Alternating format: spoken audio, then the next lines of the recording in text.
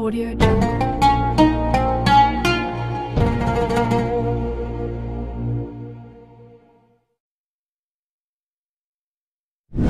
Tidur jam 10, jam 11. 11 itu udah paling lambat. 12, 1, 2, 3, 4. 5 jam tidur menurut dokter mesti 8 jam.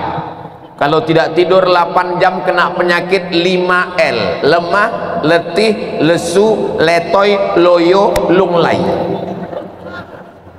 Jangan tidur lewat jam 11. Syukur-syukur jam 10 bisa, alhamdulillah.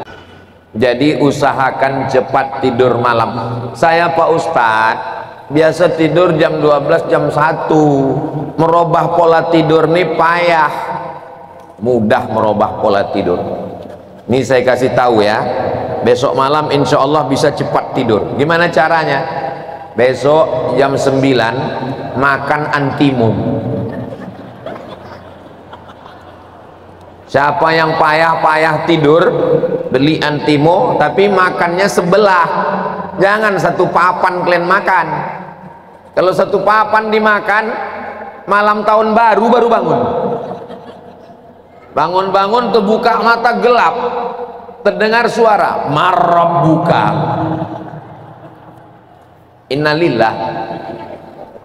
Jadi kalau tidur kita kurang, detak jantung kita tak stabil, emosi kita naik, berpengaruh ke darah kita, ke jantung kita, ke gula kita, kolesterol. Saya kalau makan bisa saya tahan, makan bisa saya tahan, minum bisa saya tahan, tapi kalau tidur mohon maaf. Makanya saya mesti istirahat tidur. Ini sebelum sini tadi memang sudah full ini tidur. Kalau tak tidur bergoyang rasanya, macam di atas kapal rasanya. Nah, oleh sebab itu maka usahakan jangan lambat tidur malam, bangun cepat. Ustadz minum suplemen. Saya tidak pernah minum suplemen. Ustadz ceramah ke sana, tadi subuh di Bintan, tadi siang, tadi sore, ini malam. Apa yang Ustadz minum? Teh tarik. Apa yang Ustadz makan? Sambal belut lado hijau. Lalu yang membuat kita sehat itu apa? Di antara jurusnya adalah mandi sebelum subuh. Sebelum subuh usahakan mandi supaya badan kita segar, fresh. Payah kami Pak Ustadz di Batam ini sholat subuhnya jam 4.45, jam 4.30 bangun, 15 menit itu masih bisa sholat sunnah. Jam 4.30 bangun, mandi, bersih, lalu kemudian sholat sunat. Sholat sunat wudhu, sholat sunat taubat, sholat sunat tahajud, sholat sunat hajat. Banyak kali Pak Ustadz sholat sunat tahajud 2 rakaat.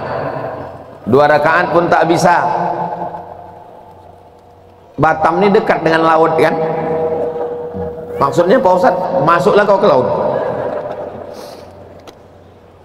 Sholat. Apakah di lingkungan sekitar karyawan ada masjid dan musola? Jalan kaki. Jalan kaki ke masjid. Langkahkan kaki Anda 10.000 langkah sehari. Kalau tidak Anda terkena osteoporosis. Orang jogging keliling stadion 10.000 langkah.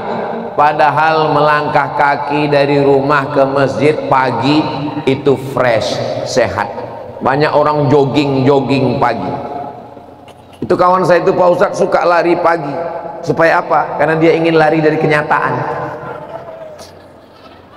Dah, setelah badannya sehat, hubungannya kepada Allah juga sehat. Besar masalah hidup saya, serahkan pada Allah. Allah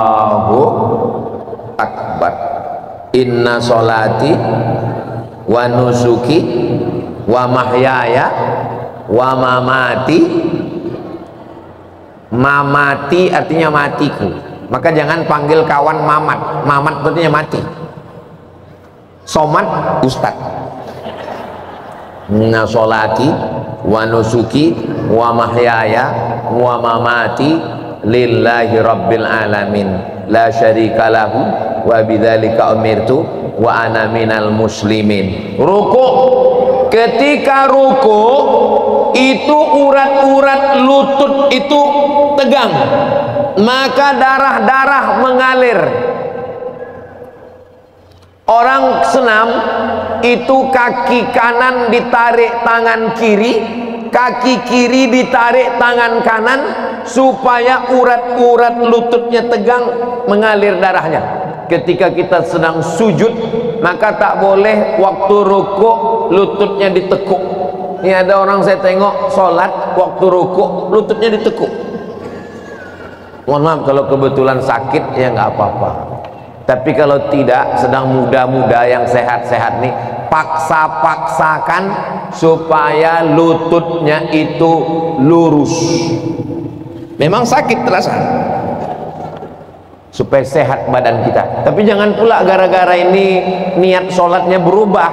Usolli fardhu subhi rakaataini sambil senam lillahi ta'ala. Sholatnya wajib, badan sehatnya bonus. Ini jantung. Jantung itu letaknya di sebelah kiri, 2 jari di bawah, berdegup.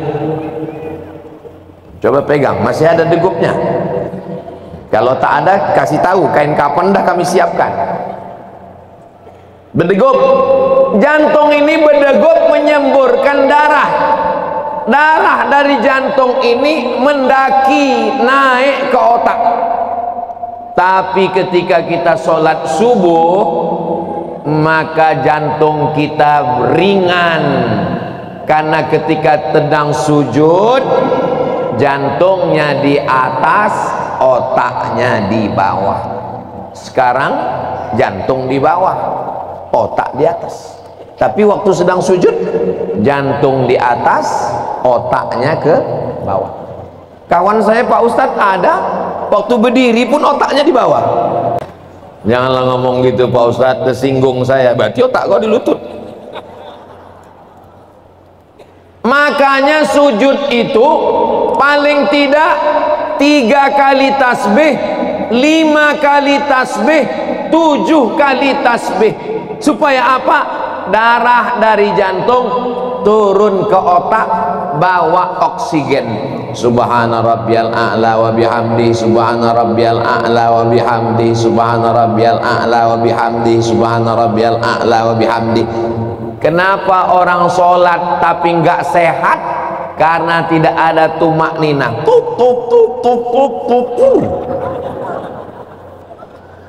Bukan Imam Hanafi, bukan Imam Maliki, bukan Imam Syafi'i, bukan Imam Hambali. Imam apa yang kau ikut? Imam Valentino Rossi.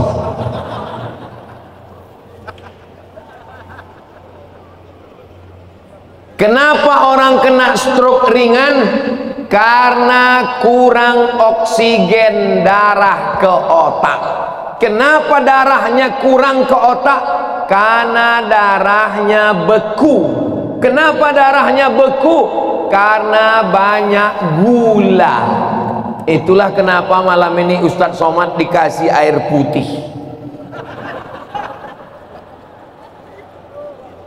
Ini Ustadz Somad ini nyindir kayaknya. Tadi saya sudah dikasih minum teh manis, makan sebelum kesini. Tolong kalau ada Ustadz pengajian ceramah, jangan banyak kasih teh manis. Dia ceramah 1 hari 5 kali, pengajian subuh, pengajian duha, pengajian zuhur, wirid yasin asar, pengajian maghrib, teh, diabetes meletus. Apa yang membuat darah kental? Yang membuat darah kental minyak. Pagi-pagi sudah kena minyak. Minyak apa?